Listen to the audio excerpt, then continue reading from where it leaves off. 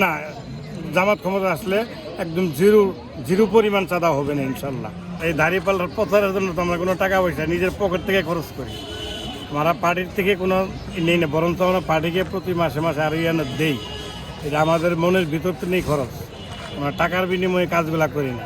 তো আমি আপনার মাধ্যমে দেশবাসীকে জানানো চাইতেছি যে আপনারাও নিঃস্বার্থে ভোটগুলা দেন, এদেরকে 11 দলের ঝুটকে জয়যুক্ত করে এদেরকে সংসদে পাঠান।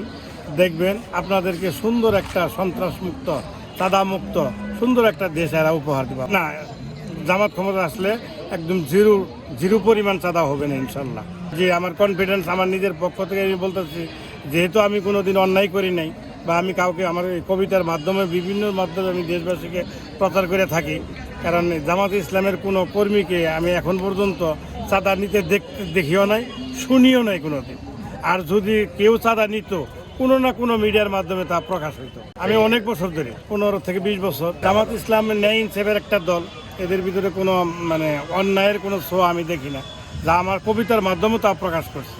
আমার ভিতরে যদি জামাত ইসলামের আকিদাগুলো গ্রহণ করতে না পারতাম, তাহলে এই বাহিরের এই জগৎগুলারে প্রকাশ করতে পারতাম না হয়তো।